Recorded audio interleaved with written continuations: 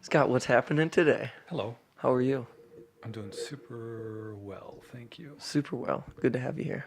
Yeah, it's nice to be back. Right? Wow, just keeps happening. Right. That's cool. Definitely. I think it's cool to keep it consistent. Yeah? Consistency is the key. Knowledge application, consistency What kind of consistency in this of regard? of anything, I think, but of this kind of session.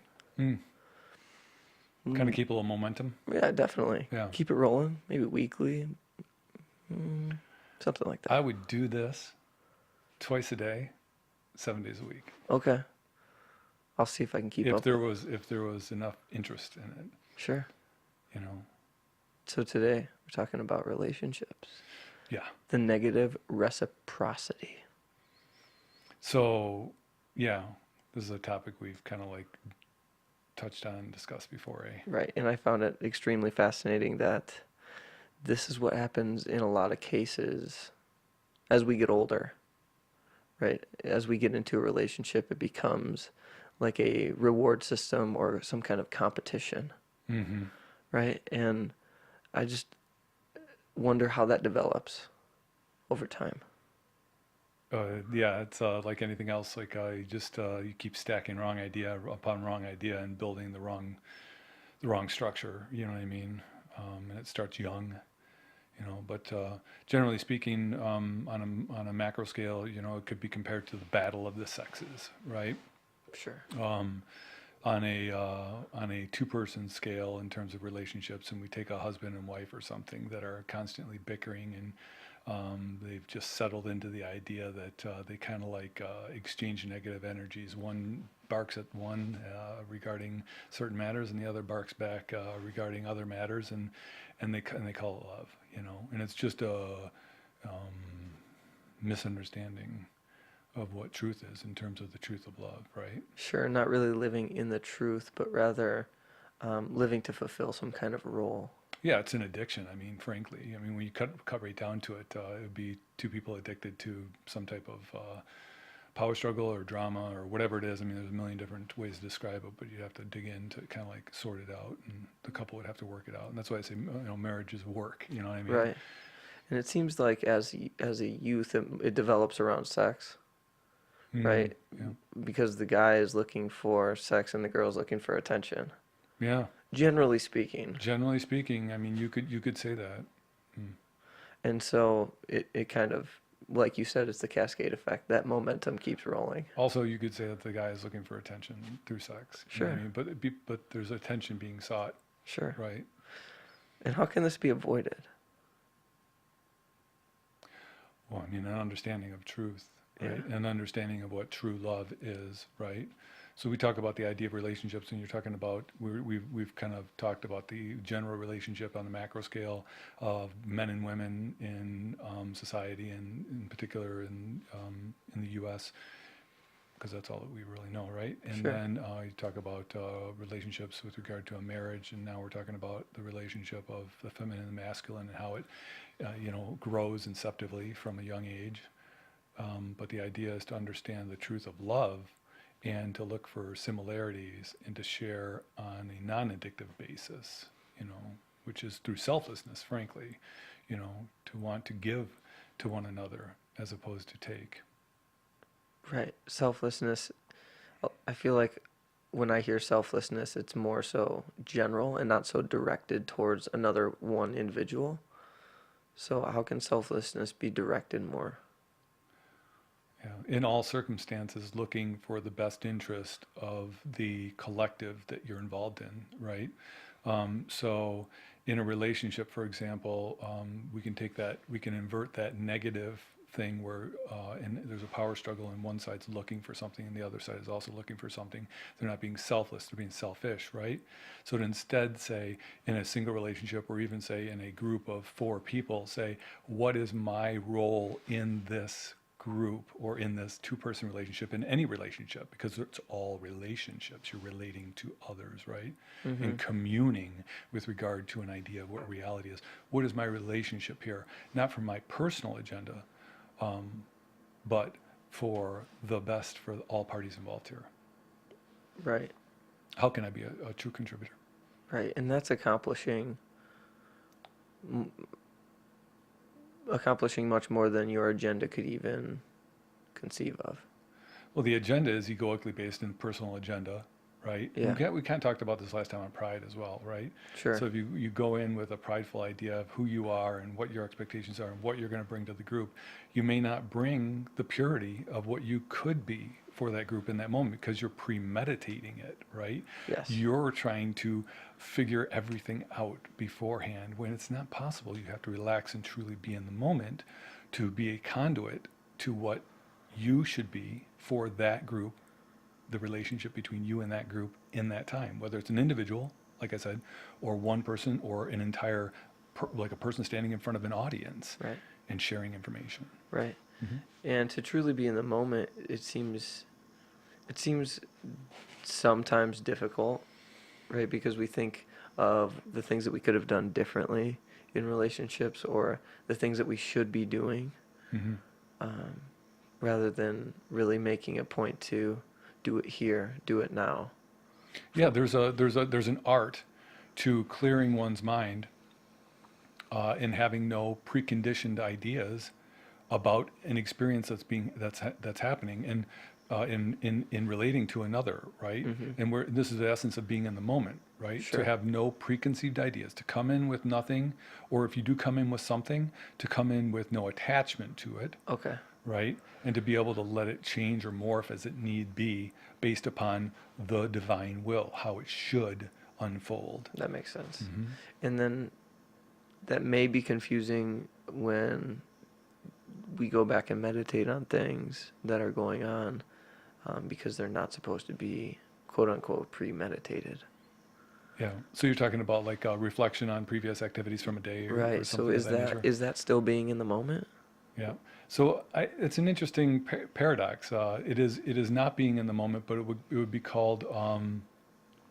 It is both being in the moment, but in the finest intellectual sense, right? Sure. So you're using your intellect for selfless service, right? So you're in the moment, but not in the paradox thereof, and you're analyzing a past experience so that you can offer yourself in a more selfless way in the future, Sure. right? So in that sense, It seems like in the moment you're seeking the higher truth of the situation. in the moment you're seeking a higher truth, exactly. So you're actually in the moment doing a thing, but you're intellectualizing it and recapping on a past experience Right. simultaneously. Based on what you took away from it. Yeah, yeah. How did things go here? And then I think the key that we've talked about in the past with regard to this type of reflection and contemplation is I see my part. I want to see my part from a withdrawn perspective, Yep. to view myself in that relationship and how I exchanged in that relationship, and to ask, how could it have been done better? And when you ask, you're saying, I don't know. I don't know how it could be done better. And I'm open to a new idea coming into my consciousness from outside of my ego that can reveal to me something that was beyond my scope of perception previously. And so when that arrives, when you make space for it, knock, open the door, right? Sure. It shall come to you. Right. Because you can see when you take that perspective, you're no longer looking at it from your egoic standpoint. And whether we like to admit it or whether the ego likes to admit it or not, we cannot see everything unless we drop it. Yeah, you can't see it from inside the thing. You have to elevate yourself outside of the sphere of the ego to understand what the ego is. You can't understand the ego from inside of it. So you have to escape it for a moment. And that calls for letting go or being in the moment or being, Yeah. and that also calls for selflessness. Yeah.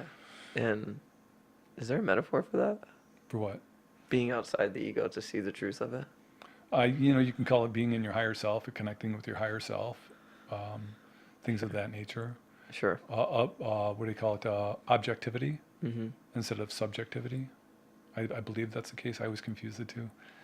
Yeah, subjectivity is from the point of view of the subject. So you objectify yourself, right? Yeah. So you look at yourself as an object in a scenario. Correct. And so you realize if you're able to do that, right? If you're Yeah. able to if you're able to look at yourself objectively, you realize, or you may ask yourself the question, who's looking at this Us, person? right? Sure. Who is this? Yeah. Right? So that brings up a lot of scary questions.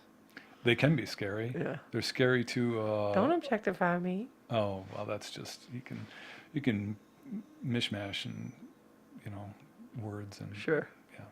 So, on a deeper level, when you have a significant other, and I guess I'm talking from a spiritual standpoint, how is a spiritual relationship in truth different than a relationship that we've been kind of discussing from an egoic standpoint?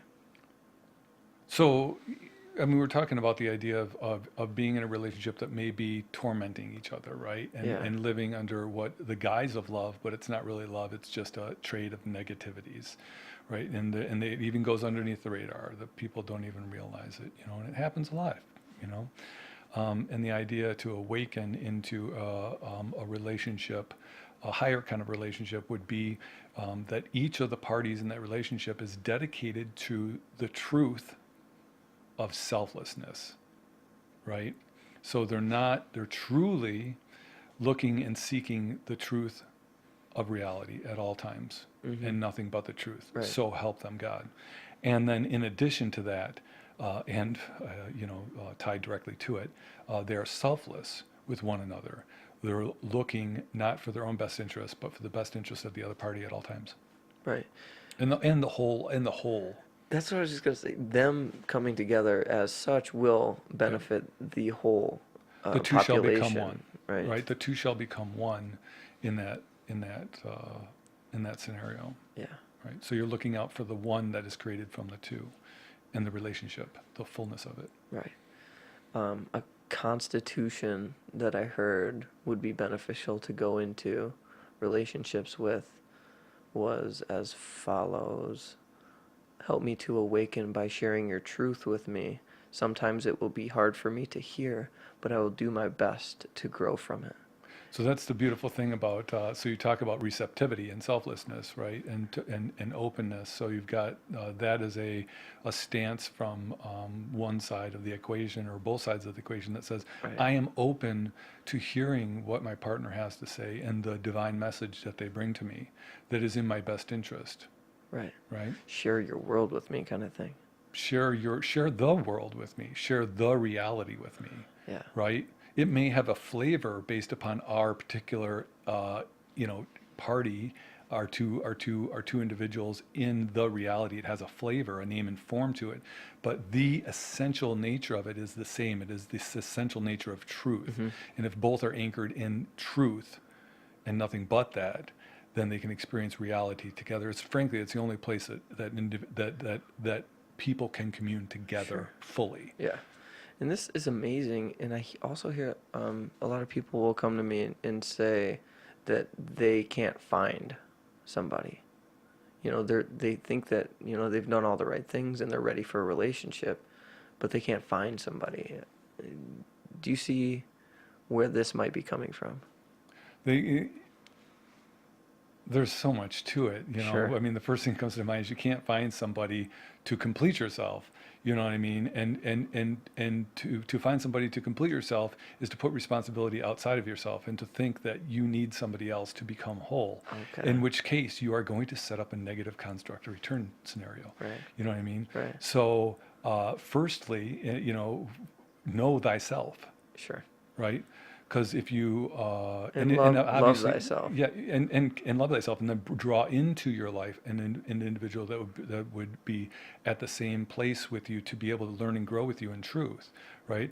On the other hand, just the statement that I can't find somebody is manifesting in reality through spoken word the vibration of I'm not going to succeed in finding somebody. So of course it's going to come to pass that externally my thought is I can't find somebody, I speak the word and I reinforce it, and thus it does not happen. Pretty powerful. Unfortunate. Well, thanks, Scott. That was 15 minutes. Good enough. Rock and roll. Yeah. We'll Love see you that. next time. All right, man. Peace. Yep.